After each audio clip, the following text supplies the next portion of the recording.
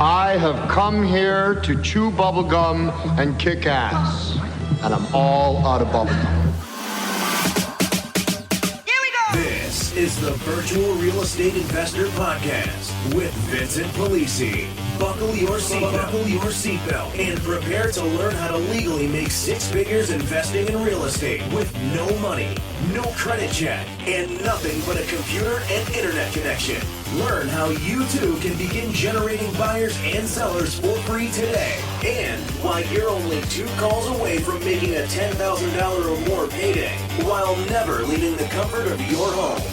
And now, your host, the virtual real estate investor, Vincent Polisi.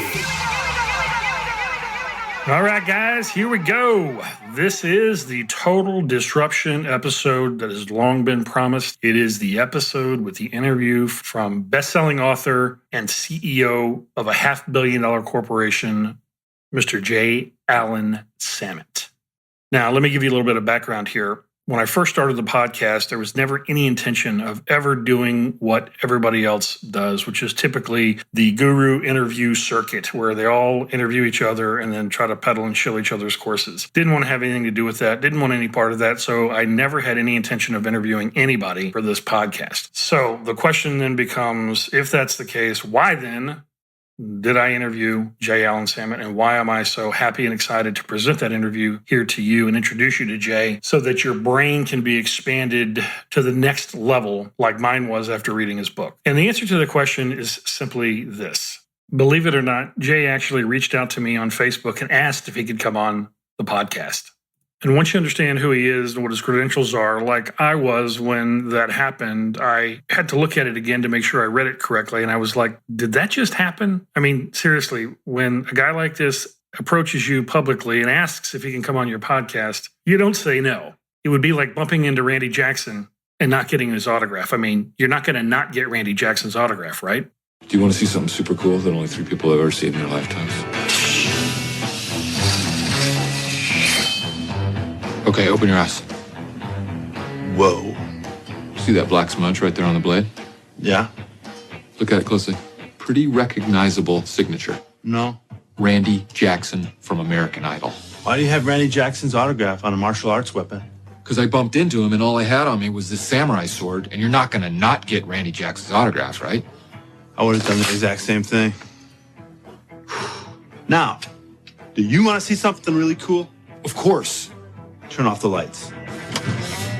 And that is why I interviewed Jay Samit. That is why I'm so excited after reading his book, and especially after speaking to him, to present this podcast to you. To do a proper introduction on Jay would take the better part of the rest of the day, so I'm going to do a very brief introduction here. I'll have all the rest of the information up on the website, but what I'm about to give you should be more than sufficient to get you jacked up to understand the caliber of the information that you're about to be presented. Jay knows and has worked with the likes of Bill Gates, Steve Jobs, Reid Hoffman of LinkedIn, David Geffen, Bill Clinton, Al Gore, Richard Branson, Paul Allen, Steven Spielberg, and most recently me. Haha. He frequently appears on ABC, Bloomberg, CBS, CNN, Fox, MSNBC, NBC, and tweets daily motivation to over 100,000 business professionals who follow him on his Twitter account @JSamit. He has worked with and provided disruptive solutions for such corporate clients as American Express, AT&T, Best Buy, Clinique, Coca-Cola, Disney, Ford, GE, Intel, LinkedIn, McDonald's, Microsoft, Procter & Gamble, Starbucks, Unilever, Zynga, and dozens more. He also happens to be the CEO of a NASDAQ publicly traded company worth over $500 million, who generated $146 million in revenue last year, a professor at USC in his free time, and most recently, the best-selling author of the book Disrupt You, which is absolutely fantastic, and I can't recommend enough that you get it. We'll have the information here at the end of the podcast so that you can know exactly where to get it and pick it up. But you cannot afford not to get that book. For me, it was yet another one of those transformational books, similar to the 4-Hour Workweek was for me back in 2007, but on a completely different level. Now, when Jay approached me, he indicated he wanted to talk about crowdfunding and disrupting real estate. When you hear the stories that he's going to tell about the crowdfunding that he's personally done, the deal that you just recently did for Hard Rock Cafe, and some of the other stories that he's got, you will see exactly why disrupting yourself and thinking differently, taking the model apart, finding a better solution is absolutely imperative, and how people just like you can do it. And that is one of the most powerful things about Jay's book and his message is the fact that when you take a look at the problems around you every single day, they are not problems. They represent enormous opportunities if you can simply think differently, disrupt yourself, disrupt your thinking, and create a value proposition and win-win for the clients that you serve. So now, without further ado, let's go ahead and get into the interview. All right, guys, today we're welcoming Jay Samit to the podcast for the very first interview for the Virtual Real Estate Investor. I could not be happier to have him on. As you heard from the introduction, he is an absolute encyclopedia of business knowledge and expertise, and the list of who's who that he has worked with is just absolutely incredible. So, Jay, I want to thank you for coming on today. You had reached out to me on Facebook, and I want to do a quick shout out to Nicole and Gavin Welch and explain to everybody Kevin Bacon's 6 degrees of separation as to how you and I even came into contact, because I think it's a testimony to the power of social media. Gavin Welch is a fellow real estate investor who just happens to be from the same town I'm from in Ocala, Florida. Did not know him prior to him reaching out to me on Facebook. We interviewed him last year on a webinar. His wife, Nicole, happens to do a podcast that you were a guest on as well. Gavin and Nicole have been hounding me for the last year or so to put my podcast out. And I did an update on our status after less than a month in iTunes and posting a new and noteworthy. And you were kind enough to mention that you'd like to come on to discuss crowdfunding and then disrupting real estate investing. So I cannot wait to hear what you have to say. So to start off, what is your take on the whole crowdfunding as it relates to real estate? I haven't really gotten too far into even beginning to understand what it is that they're doing and how they're legally doing it without joint venture agreements or syndication or something like that. So maybe you can touch on that. So a couple of years ago, one of the ways that I give back is I teach and lecture on how to build high-tech startups. And 2 students came up to me with this idea. And make a long story short, they launched a company called Realty Mogul, and they did $150 million in their first year of operation. So it works. The basic concept goes into the following. There's no transparency today, even for the most accomplished real estate person. Donald Trump doesn't know what his cost of equity is going to be on his next project. Okay? He goes to banks to figure this out, and all the banks are is intermediaries that are taking your money and your deposits and making money on it. So take out the middleman. REITs, which many people invest in, are loaded with fees, and the REIT keeps the depreciation, which is the main reason for investing in real estate to begin with. So now you have a legal means where obviously you have to do your own research and vetting, but you are basically owning a fractional ownership. And there are many, many rules that have to be followed. You know, you are selling securities, so you have to worry about FINRA, you have to worry about the SEC. This isn't something that 2 kids in a garage are going to be able to launch and do. The way that real estate was traditionally syndicated tended to skirt most state laws of what selling a security was. That won't apply when you go on to the net, because people will really scrub this. So the basic premise is the following. You can say, hey, I have this shopping center that I want to buy. It's under contract.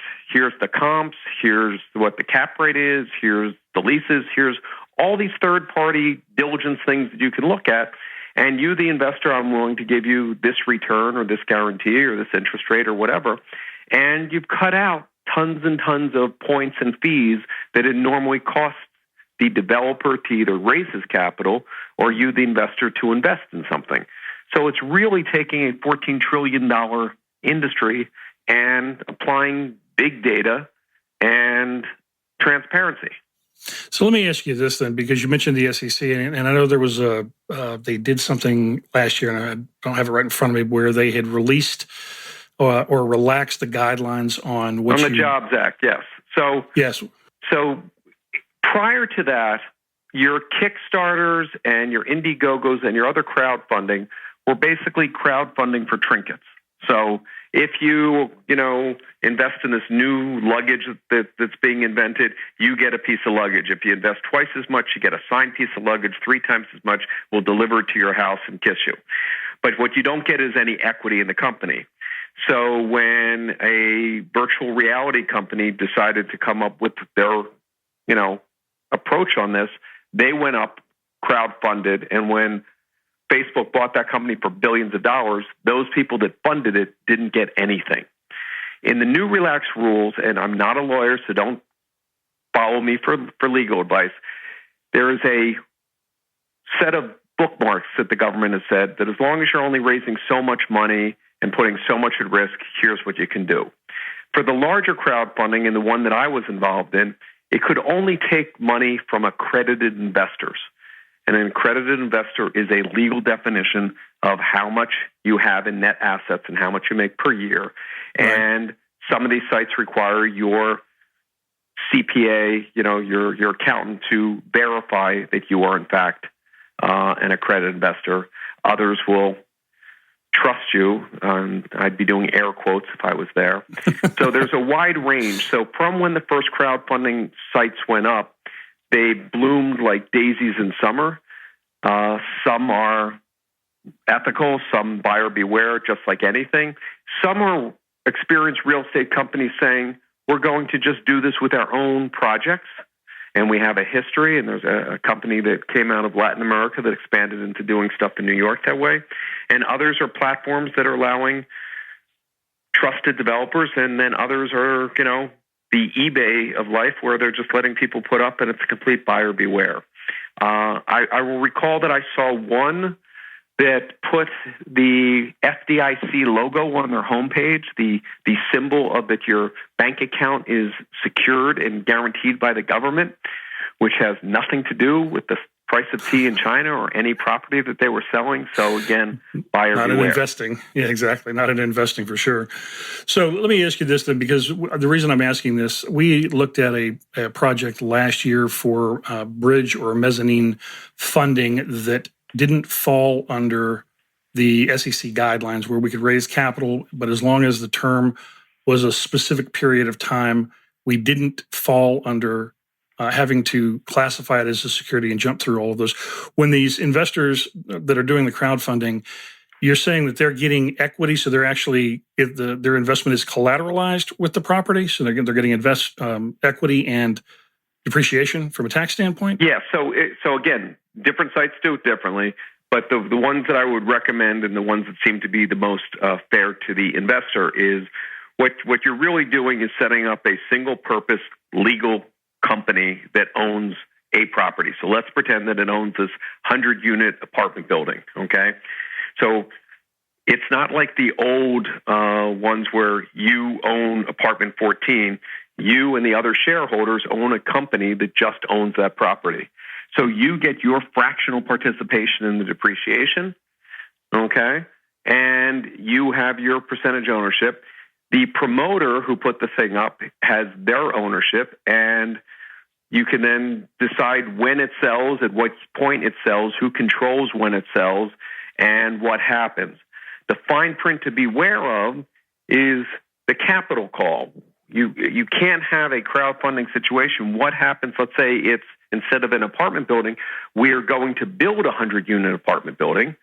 What happens if you all invested and it turns out that it needs more capital? Who gets crushed? Who has the right to come in? What happens? So that's where when you look at some of the ones that are doing it for development, your risk factor increases.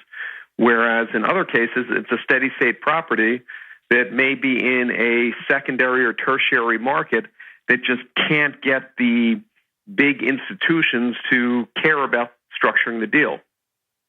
So it all comes down to cap rates and inflow and outflow and good real estate investing. But this is a way for the small investor to be able to say, hey, I have $10,000 of risk capital. There's no guarantees on the stock market, and there's no rules of who can play. This allows real estate to start moving towards that direction. But as I said, most of the ones that I've looked into and participated in are for the accredited investor who by definition is supposed to be more sophisticated than, Which we know is not true. They just have audited financials typically. I just said was supposed to be. Yeah. Right. So the crowdfunders, they're buying, and I want to make sure I'm understanding you. So they're buying into shares in a company. Is that correct? And the company then, is this how they're getting around partnership agreements? Yeah, the company is just the company that owns that piece of property. Got it. Okay, so it's similar to a TIC or tenants in common scenario where they're going to go and they're going to buy. But the difference with a TIC is you had to, again, I'm not giving legal advice, but you had to say, unit 14 you own and unit 15 the next guy owns. Right. Right. Okay. And then it's very tough to unwind and get out of that and deal with your, exchanges on the back end. The goal of all this is to move towards liquidity where, under my knowledge of the rules, you can't sell your share in one of these things, these crowdfunding things, in the first 12 months. But after that point, you could. So imagine a liquid market where somebody can say, hey, I put $10,000 into this apartment building 2 years ago. It's fully occupied. The neighborhood's gone great. Everything's good. I need the money for my kids' college. The appraisal says the building's worth twice as much. What can I sell my share for? And you actually have a place in a transparent marketplace, much like what Second Market was with pre-IPO shares in Facebook and Twitter and LinkedIn. So it's, again, bringing transparency. That's incredible. And I think there's probably a ton of applications for that, not just in the... Let me give you the 2 seconds. So when we launched it, my phone went off the hook, okay? So somebody said, why don't you do this for oil and gas wells? There are tons of people that own small pieces of oil and gas wells that have no liquidity, no transparency. Somebody else said, why don't you do this for art? We all go, and here's a Cezanne. You each buy your piece of it. It sits in a vault for 5 years, goes out to auction, and everybody then makes it. Why not do this for the equipment that people are opening a franchise? You're going to be opening McDonald's. You need $1 million worth of stuff. It's already blessed that McDonald's has given the franchise. Here's a way to secure it with that. So tons of different things. So what we're basically talking about is modernizing capital markets. Banking has been around, and I talk about it in Disrupt You, pretty much unchanged for centuries. And no matter how successful you are, everyone has a limit to who they know and the capital that they can have access to. So why not make capital just another commodity as easy to move as eBay or anything else?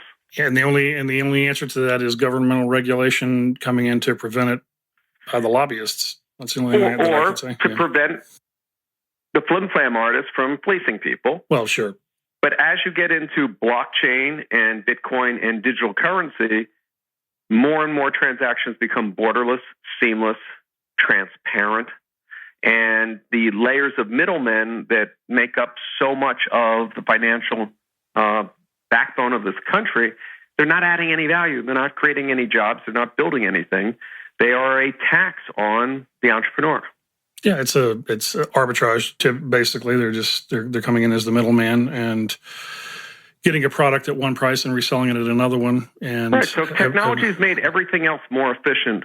Why wouldn't capital markets benefit the same way? I think it's fantastic, especially if you're not having to deal, like you mentioned, a franchise. I know the franchise fees. If you wanted to start a franchise, and I'm not talking about buying into a McDonald's. I'm talking about if you wanted to start a franchise with your own product. I mean, we looked into that years ago, and it was going to be $500,000 in legal fees just to be able to sell the first. But I'll give you if you want to extrapolate, and a lot of what I talk about in Disrupt You is the size of the seismic change that is coming. I've had the pleasure of ringing the opening bell on the New York Stock Exchange. Now, that's fun to do, but if you go there, this is not trading places from Eddie Murphy. There's nobody there anymore. As we all know, it's all software. We're doing this for the facade and the cameras that there's a human doing, but the second you push the button, nothing changed. There was nobody there in the room except reporters. My point of saying this is, why is it that the stock market starts at a certain time and stops at a different time? Why aren't all capital markets just 24 hours a day? They're all completely run by software. That's a fantastic observation and transparency. So you're going to see greater transparency and it's inevitable. And so with the rate of change that we're seeing, you can either say this is a time of tremendous change. Oh my God, I'm going to lose my job, my business, my other sources of income. Or you can say, oh my God, this is the greatest time of opportunity. So it's either, and all that an obstacle is an opportunity in disguise. And if you think you can or you think you can't, you're right. So this is really the time that you're connected by your phone to 6 billion people. You are one click away from being a billionaire, which is why you have self-made billionaires in their 20s happening monthly, right? Absolutely. So that's the way to look at the market, no matter what slice you're doing. So let me ask you this then. Do you think, and I obviously understand calculations of cap rates and the importance in an investment, but for somebody putting in $10,000 in this type of crowd fund, regardless of the cap rate, if it's cash flowing and they've got an opportunity to get their money back versus going into a paper security on Wall Street, which obviously right now is the absolute worst time in the world. It's at they're at all-time highs and have been for quite a period of time. There's not really a whole lot of upside potential in that, in my opinion. Especially with, I'm not a fan of paper securities to begin with, but that's truly it. Yeah. At the end of the day, it's your opinion. Yeah, okay. Yeah. I'm a public CEO of a NASDAQ company. Our stock's up 4% I thought about that as soon as I said it. On the other hand, the point is every day, some make money and some don't. Some properties go up better than others. It becomes educating yourself in knowledge. No matter what you want to do in this common era, is we're living in a time that you're going to have to commit to lifelong education, lifelong learning, because the world's changing. Would you go to a doctor? I'm 54. Would you go to a doctor my age that hadn't learned anything since medical school? He wouldn't know any of the drugs of the past 30 years, any of the procedures. Of course not. Of course not, right? So why should anybody invest with a company that doesn't have that? Why would anybody hire an employee to do that? It's really about learning. So really look and educate, because you're one click away from the knowledge. What does the Jobs Act allow? What are the rules? What should I be looking for? Who has used this crowdfunding site? Who's complained about it? You know, type in any business in the word scam and you'll find somebody that was annoyed. So, you know, use the tools that are available to make the most educated decisions and obviously diversify.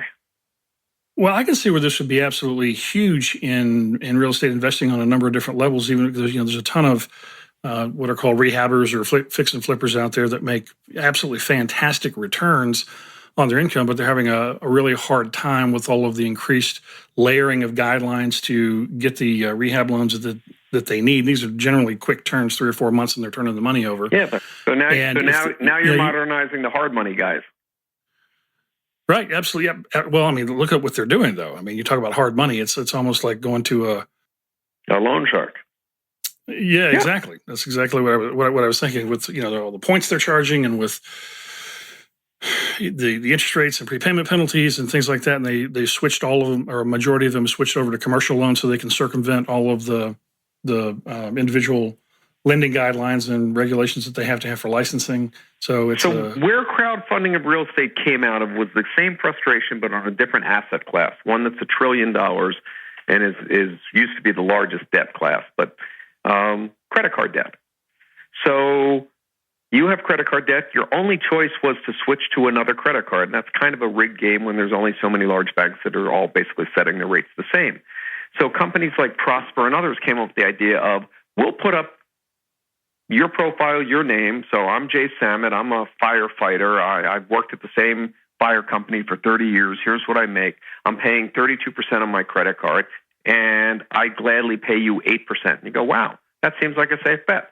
So crowdfunding of personal debt was the first step, and those businesses have done very, very well. So they're bidding on the debt then, so it's almost like a lending tree. Yeah, well, lending tree is one, Prosper another.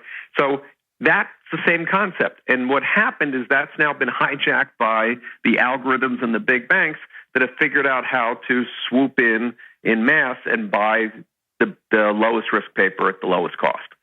So the original purpose of it being an level playing field for anybody to go in has been usurped by big data.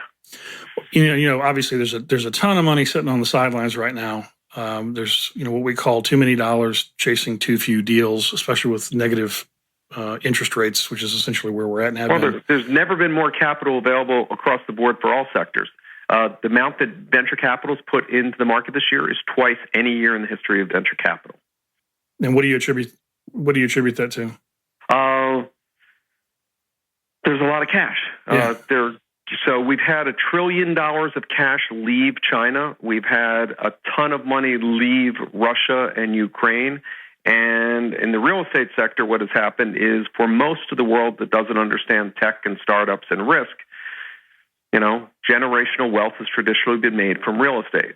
So all your blue chip properties are being bought up by foreign capital that are not interested in making money. They're interested in preservation of wealth.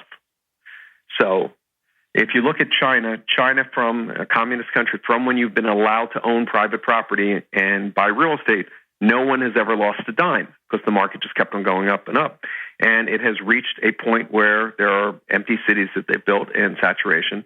So people stop repatriating their money back into the country and are buying up U.S. properties, which then drives up, prices in the major markets, which then keeps the cash on the sidelines in those markets because most investors want a return. These investors don't. Yeah, there was a big article on that. The National Association of Realtors put out about all the money coming over from China to purchase residential properties, but you're also seeing it with the theater chains and everything else that they're buying up right now. Yeah, well. So let me ask you this then. With the negative returns or negative interest rates effectively with where they're at right now, I can see a huge potential for this with, like you said, taking out the hard money guys and creating a pool of easily accessible capital for the rehab guys. Where else do you see this playing out in real estate? Because it seems to me it's almost like having your own hedge fund. Well, what it's done, so I'll give you a great example of what I did to put this on the map. I guess it's about 2 years ago now. Time flies by.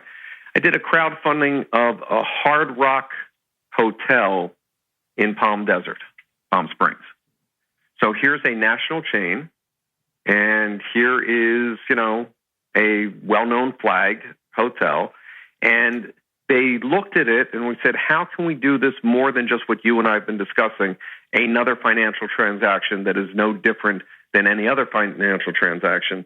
And said, wait a second, what if, as being an owner, i.e. you bought some of this, you have special privileges at the hotel? You get discounts in the restaurant during Coachella and all the big events. You get VIP to go to the big parties. You get to have access to the owner's cabana. So basically what they did was turn a financing thing into something that made tons of people feel an ownership of the place because they were, which means that they will then visit it and stay there, which increases the occupancy rates, which makes it more profitable, which makes your investment even better, and you get the perks. So it was a combination of your perk-type Indiegogo and a shrewd financial deal. That's genius. What was what there had to be just a massive cost savings on the commercial loan that they then didn't have to get? Oh, everybody wins. So the hotel wins to do their remodel addition, whatever they were using the million something for. The consumer gets a better interest rate than they could find and access to a blue chip type of property that normally would only go to financial institutions, not to just a mom and pop at $10,000. And the operating business now has a whole bunch of people that are coming to visit and stay at their property. See, it's amazing. You don't think, when I think of crowdfunding anyway, I'm not thinking, you're always thinking of the startup or the people that don't have enough capital trying to do crowdfunding. I was not thinking of billion-dollar corporations, the A-listers going out there to secure crowdfunding so that they could do additions or renovations or new construction. I mean, that's genius. When people have crowdfunded feature films, they did it to have a built-in audience. When you crowdfund a product, it's to have pre-orders so that people know about the product. It's a new tool of marketing. So the other thing that you'll see, and we talked about in Disrupt You, is the different segments of how we used to think of business. This is research, this is marketing, this is distribution, are all blurred in a world that's completely transactional and seamless. Absolutely. It's amazing. You're bringing a tremendous amount to the table that I'm guessing that the majority of real estate investors out there haven't even thought of, because you talk about disruption in a market. Real estate investing, there's a common terminology. There's nothing new under the sun. It's brick and mortar, sticks and bricks. There's really not been any significant change in how people invest in real estate in the last 50 years? Oh, I'd say the last 400. Yeah. Well, there you go. But let me go back to big data and tying in, because I know you tend to think of bricks and sticks as opposed to how does big data. One of the smartest billionaires in real estate investing, I was having lunch with him, and he said to me, women are freezing their eggs, okay? Mm-hmm. He's not talking about the ones from the grocery store, okay? What he was saying is, post-2008, we stopped building residential houses. The recovery's now happened. There should have been a pent-up demand for tons of houses, and there wasn't. Why? Women are freezing their eggs. Women are delaying starting families. People are delaying moving to the suburbs. Right. We have a generation of 2.3 billion millennials around the world that may not be motivated at the same stage of life or ever to own home ownership. What does that change? What does that do? Why have we seen, a growth in public storage, but not a growth in housing? So look at the demographics, look at the data, and see what are the trends that are changing. What does a self-driving car do to real estate values? What does Amazon do to the value of a strip mall? Okay. And you start seeing that buildings and structures will have different needs and uses in the very short time. And if you can look that way, it changes your complete methodology for picking what is a winner. Most people are looking at what's the historical, what are other things like it in the area doing, and that keeps you on par. That doesn't let you ever pull ahead. That's, right on point. I would say the national average length of time in a home prior to 2008 was between 3 and 4 years. People, they tend to go into a house thinking they're going to live there for 30 years or for the rest of their life. And the lending actuarials, they price all the loans to churn at 36 months because they know the average one is going to pay out sometime between the 36 and 48 month mark, because people are going to move, upsize, downsize, sideways, transfer jobs, locations, that kind of thing. And since that point in time, they've done there's a lot of factors when you're talking about analyzing some of this. They've continuously, year after year, increased the lending guidelines to make it more and more challenging, even with all the capital that's out there. So it's a lot more difficult. When we do our surveys of mortgage bankers, mortgage brokers nationwide, when we talk to them, the national average right now, this is my opinion based on the just hundreds that I have surveyed. They're declining somewhere between 7 and 9 out of 10 loan applications for housing. Going back to your point about, where's the pent-up demand? I think the demand is still there to a certain extent. I think the availability of funds is not there and maybe we don't even talk about the extremes of all the subprime and all that, but it's not there to the point that it was even before the big boom was going on. And then you've got that compounded by the fact that obviously the governmental data, I don't think any of us agree with what they say the unemployment rate is. I think, it's probably closer to 15, 20, 25%. Based on the people we talk to. And so you've got all of that now combined with these millennials who they're going into student loan debt. They can't find jobs. The jobs are being shifted overseas. And so they're staying with mom and dad. So it's just this sort of compounding effect. And basically what's happening is, in my opinion anyway, America's turning into a renter nation. And that's the big play as far as what I see for real estate investing in the multifamily, the apartment buildings, the long-term holds for cash flow as it continues to consolidate down to, and I think you're going to see this. I think you're going to see it just like with all the major corporations, the big banks. You've got 5, 6, 8, 10, 12 different ones that basically control everything. You're going to start to see this thing funnel down with real estate investment companies out there doing the same thing as they own, tens of millions of dollars, hundreds of millions of dollars worth of properties that are then being utilized for rentals and cash flow, as opposed to the concept of the traditional home ownership. And but now let me challenge again to try to disrupt your thinking, go outside of boxes. Okay. What is a rental and what is a traditional house? Where does Airbnb play into this? No, listen, you're preaching to the choir on that one. Since 2007, I haven't done anything but vacation rentals. I lost everything back in 2007 from sheer arrogance because, I was in my 30s making tons of money and didn't listen to my wife. And the big disruption for me happened. I'll never forget this. She asked me, what would you do if the mortgage business was no longer here? And my argument at that point in time, again, thinking about that non-disruptive thinking, was that, well, as long as people need houses, there's always going to be a mortgage business because they can't pay cash for them.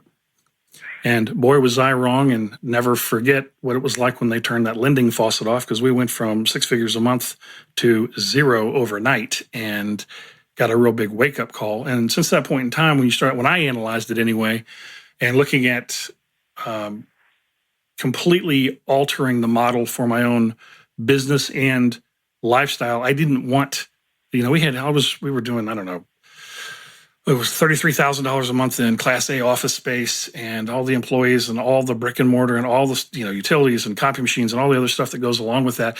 And I said, I've been there, I've done that, I've done the dog and pony show. I don't really want to do all that again. And I had to sit there and basically deconstruct and reconstruct real estate investing to the point that I'm able to do it from anywhere that I'm at with nothing other than a computer and an internet connection. People looked at me like I was crazy when they said, well, how are you going to do deals on properties that you're never going to go to with people that you're never going to meet strictly over the internet? And you largely meet most of them on Craigslist, which is known for rampant fraud. And they told me I was nuts. And, I just drove on, and that was it. And it's been fantastic ever since. But I don't have the desire. And the Grant Cardone has a fantastic video that he put out on buying apartments. And the fact that, here he is, so I know he's doing 100-some-odd million a year in revenue, and rents a condo in South Beach, about $3.5 million condo, and tells everybody, you don't buy liabilities. You take your cash and invest in assets that pay you cash.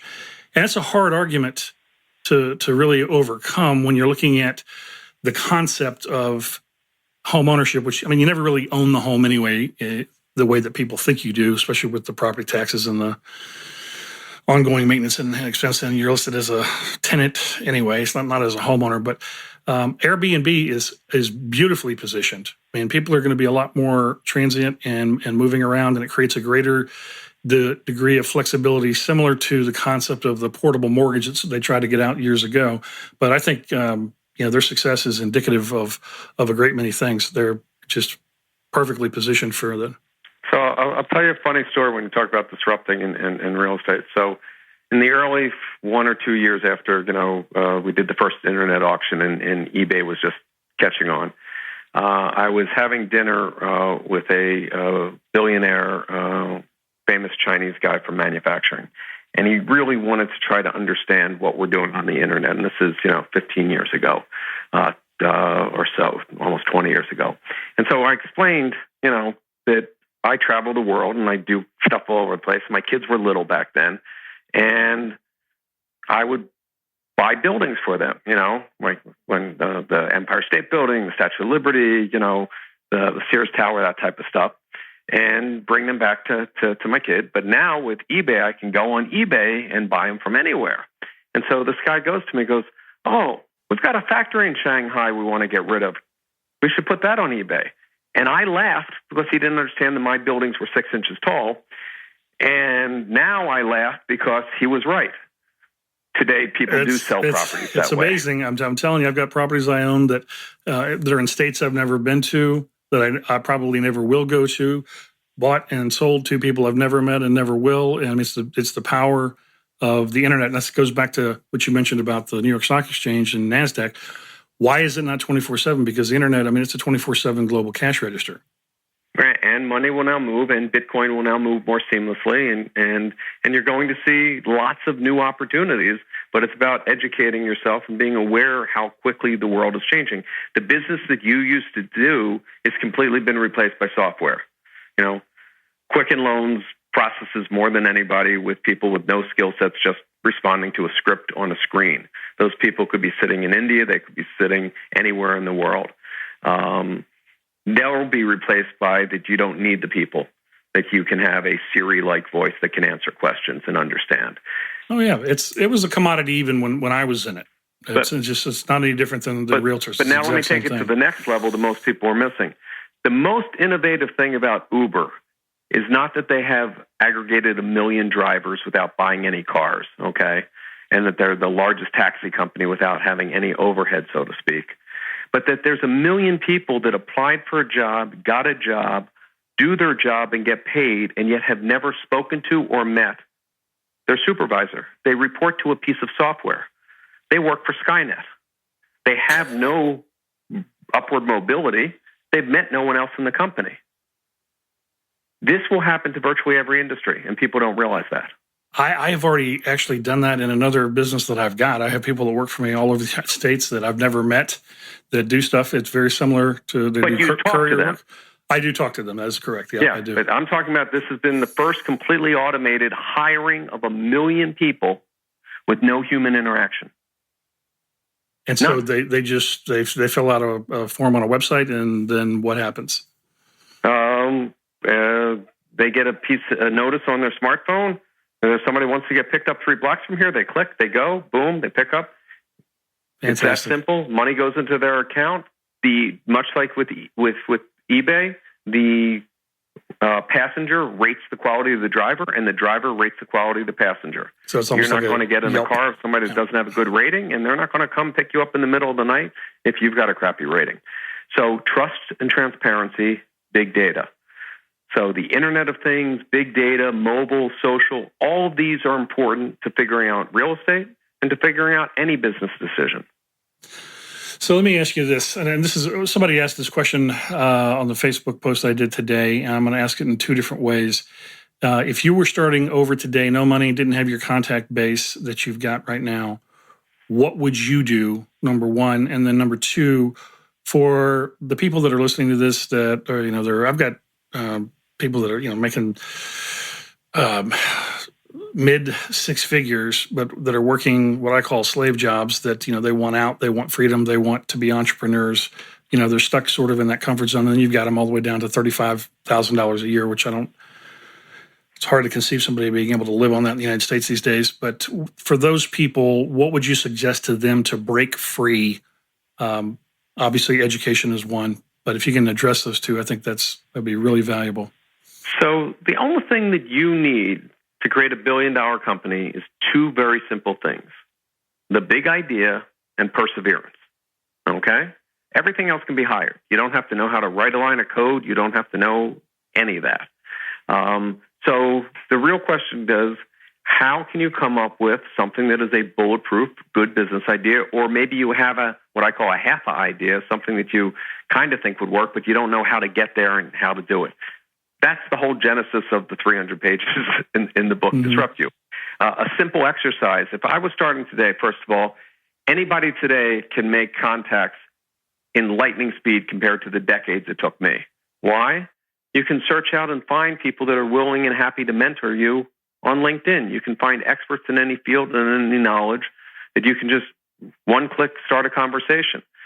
Don't email them, hey, I got this idea, will you give me money? Ask them for knowledge. Knowledge is what's going to build the difference between your success and failure.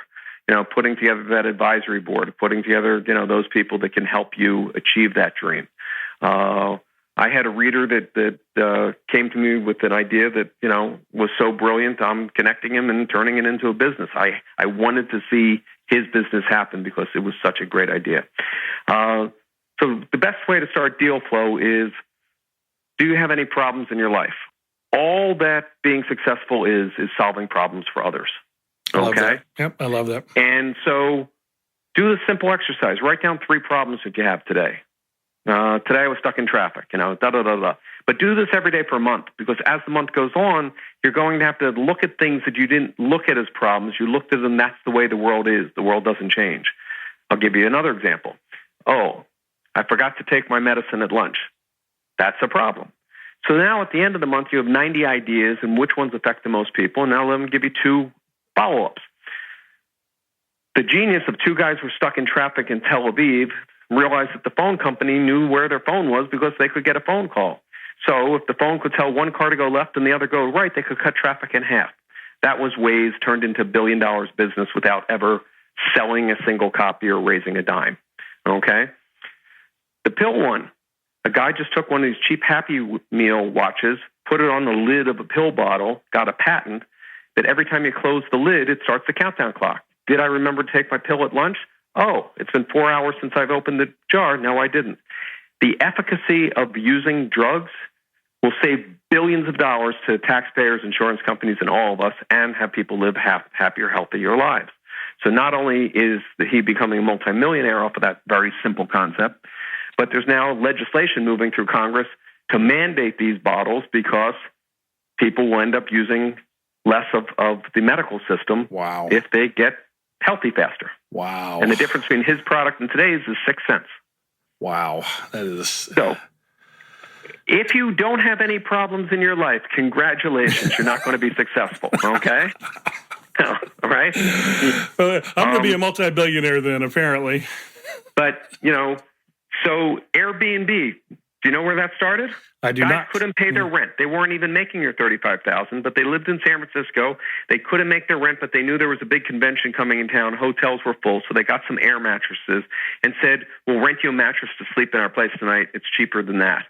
And there's a new generation that is willing to do that. And lo and behold, fast forward, huge. Now, when Reid Hoffman, who created PayPal and LinkedIn and was chairman of Zynga and is the brightest man I've met on the entire planet and was gracious enough to write the intro to Disrupt You, when he first told me about Airbnb, I go, I'd never do that. Worst answer you can do. The world isn't about you. The world is about demographics. Yeah, never sell to your own ideals, for sure. So next time Reid says anything, I just put a sock in his mouth, say, here's the check, now tell me. Wow, I'll tell you, that's quite the testimonial. He's the most intelligent guy you've ever met when you've worked with Steve Jobs. Oh yeah, and Reid's a nice human being. So I'll let you infer the rest. Yeah, excellent. So the vacation rental market obviously is absolutely on fire, and just from a different perspective, what it's enabled me to do personally, for those of the listeners that don't understand it, is it enables me to travel all over the United States with my kids who we homeschool and do business from anywhere and enjoy all of the exotic locations, but I'm able to do it at a discount of what the actual cost would be over and above owning a house or actually renting a house on a conventional lease, because I'm able to be in locations when other people cannot. So as an example, like last year we were in 6,000 square foot house in a place called True North in Scottsdale. That absolutely, multi-million-dollar house, absolutely fantastic. But I didn't even pay half of the cost. It wouldn't even a third of the cost of the mortgage for the months that we were there, and had all the utilities included. Flat screen TVs. I mean, just the works. We got photographs of it up on the website. I mean, it was like living in a resort, and we've been able to do that time and time again because basically what you're doing is you're taking the expense off of somebody at that point when they otherwise would have no money and no capital coming in and nobody in the property, and they'd have to be sending people out to do management and make sure the house wasn't burglarized and all that. So, but the one catch is innovation and disruption always are miles ahead of the legal system. So just as Uber is fighting to figure out where it's legal and where it's not, just as Tesla is fighting because they're not going through the dealership network and you're required by most state laws to set up a dealership. Unbelievable. Many cities and states are behind in their interpretation of how to do this. So again, understand the laws and the laws that are in flux. And, usually things sort out in the right direction. In the little bit of time that we have left, why don't we do rapid fire, some of the more questions that people were nice enough to have? Yeah, absolutely. I appreciate you. I actually had just picked them up to start on that. So, all right, you starting over today, nothing, no contact base. We kind of touched on that. What industry? I would go on to LinkedIn and start trying to figure out of areas that I want to solve for. Who can I get wisdom from? And literally, on another day, I could tell you a long story, but in the early day of an eBay convention, my kid was in 8th grade. I let him walk around the day by himself. And by the end of the day, he'd asked all the most successful people on eBay what they did. And he launched his own little business, making $1,000 a week while he was in junior high school, because he understood and learned what drop shipping was. Never had to touch the product, never had to do anything. So knowledge is the key. Plug into knowledge. the best investment you can make is between your ears. I could not agree more. Absolutely. I teach my kids all the time. Leaders are learners and leaders are readers. So I'm absolutely with you on that. Okay, so we have from Christy. She wants to know, is there a tip that the big boys know that the small investor could use to grow their business? Yeah, there's a ton of them. That's why they're the big boys. If you're the smartest person in the room, you're in the wrong room. I start there. Lee Iacocca approach for sure. And I will tell you that the first question I ask on every investment opportunity that comes to me, why me? And if I can't answer why I'm the best person in the world to have this amazing opportunity, I pass. Perfect. All right. Advisory boards for startups. Yes, absolutely. It shows that people believe in you and shows that you're open to input. Every major business that you can think of in the startup world pivoted, okay? Pivot after pivot after pivot. You're investing in the people, right? So are these people that are open to dealing with failure? Are these people that are going to stick it out, et cetera, et cetera? Got it. How do you attract those people? Because I know guys like, Tim Ferriss and some of these, they're into just 27 different startups all the time. How do you get their attention? It's having a big idea. Big ideas attract big minds and doers. When I was selling my first software company, this was in the 90s, the internet had just become the web. And I really believed that if we had an internet outlet and a computer in every classroom, we could have equal access to education. No more Brown versus education and separate, quality, but everybody had the opportunity. Somebody might want to watch a cat on the piano, but somebody else could cure cancer. So I started talking about that idea. I was a small guy with, less than 20 employees. Nobody had ever heard of me. I got a call one day from Bill Clinton. Come to the White House. We like what you're saying. Go do it. One catch. There's not $1 of federal money to do it. But the most powerful man in the world, and the vice president, asked me to do it. 18 months later, every classroom was wired in the U.S. without $1 taxpayer money.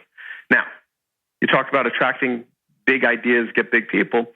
My thank you from the White House was an autographed picture that came after a press day that we did pulling Cat5 wire in a school. And it was autographed, and it wasn't a 2-shot. It was a 3-shot with this other guy in the photo. So I'm like heartbroken. Here's my one thank you. And who's this guy? He was a volunteer. He was out of work, but he wanted to work on the thing. It's hung on my wall ever since. You're getting to the punchline. And about 5 years ago, somebody goes, "Oh, you're friends with Eric Schmidt, chairman of Google." Yeah, I know. So I saw the photo.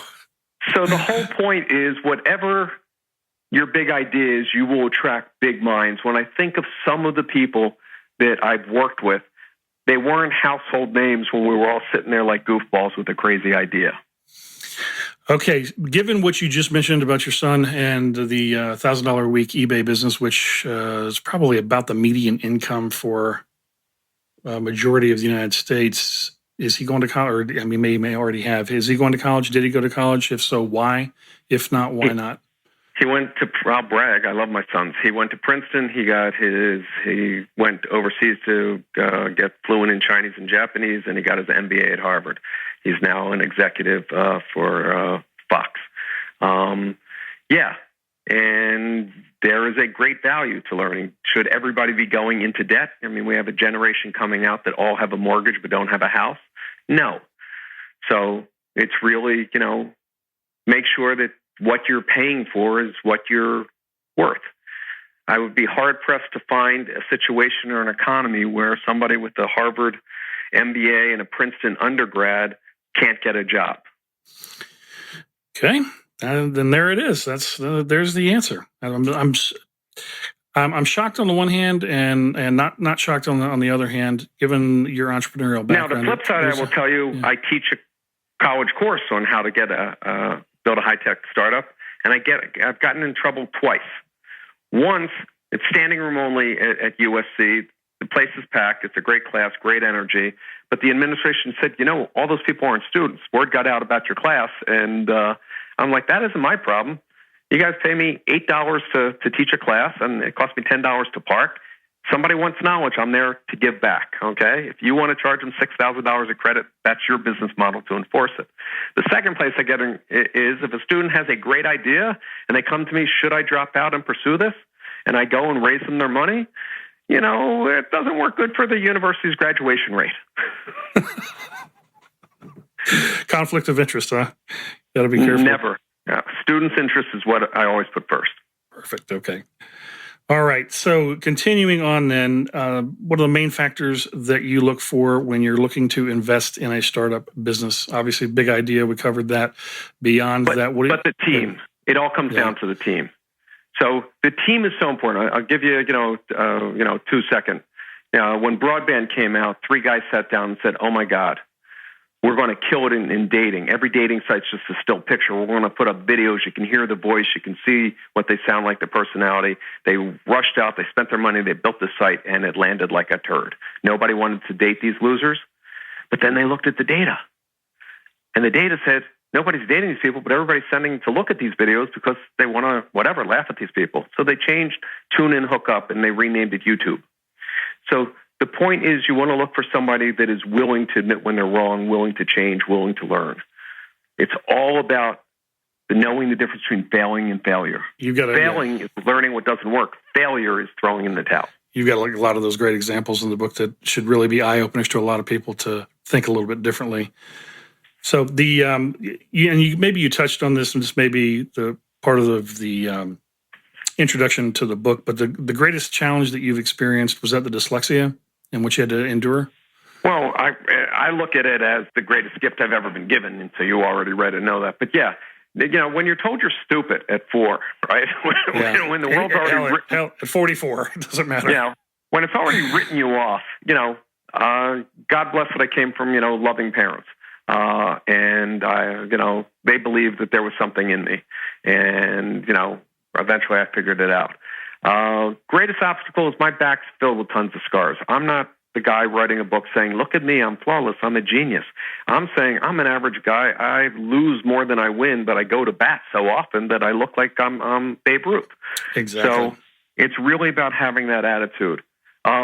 Before I get to your last question, two quick comments. One, anybody in business needs daily motivation. It's like a shower. Motivation only lasts so long. So if you follow me on Twitter @JSamit, I think you'll enjoy my Twitter feed. I think you already do. And to anybody that enjoyed today and is looking at getting the book, I have a companion workbook, a 40-page workbook for you to do exercises and get the most out of Disrupt You. And I will send that to any of your listeners for free, my gift for them being generous with their time and sitting through this interview. So just go to jsamit.com, ask for the workbook, and we will email it to you. No, that's absolutely very, very generous of you. And I can't thank you enough, because I know for a fact, in speaking to many of them, they need it. I think we all need help. Yeah. I wish I had a J Samit to go to when I was starting out. So last question, make it a doozy. Why'd you do this interview? Well, you asked, so I'll give you my soapbox. I'm really worried about life as we know it. When I look at the Greek economy, when I look at Spain, when I look at ISIS, when I look in our country, Ferguson and Baltimore, this isn't race, this isn't religion, this isn't culture, this is massive unemployment for those under 30. We have 2.3 billion people that there will not be jobs for. One generation that is larger than the entire planet when my parents were born. Unless we teach people a different way of thinking, how to be entrepreneurial, how not to go through an educational system to be a factory worker when there are no more factories, life as we know for a middle class is doomed. The middle class has evaporated, not just in this country, but globally. And I don't want to live in a world where the rich people are behind barbed wire with guns and everybody else isn't. I like a world where everybody can reach their potential, because at the end of the day, if you believe the premise that everyone in business, every entrepreneur is really just solving problems, then somebody out there is solving a problem for me. I want as many people making my life easy as possible. I love the idea that somebody reduced traffic. I love the idea that somebody came up with self-driving cars. So now you can go and sleep and eat and watch movies and have the doors just open and say, "Welcome to Yellowstone." Domestic travel will completely overtake international travel over the next 10 years. So that's why I'm trying to help start a movement. And I need everybody's help to get the word out, because 42% of college graduates never read another book. This isn't about making money. There's no money in books. This is about how could I scale what I've learned? How can I pay it forward? How can I make the journey easier for the next person that takes the first step? That's why. And there you hit the nail on the head. It's taking that first step. And there's a great quote I love on that. Take the first step in faith. Yep. And the staircase will appear. And I think the biggest challenge that most people have is not taking that first step out of fear, out of social conditioning, social engineering, quote unquote education, if you want to call it that. And that becomes a really big problem because what you teach is largely not taught in the standard public education system. And can I tell you how I get paid?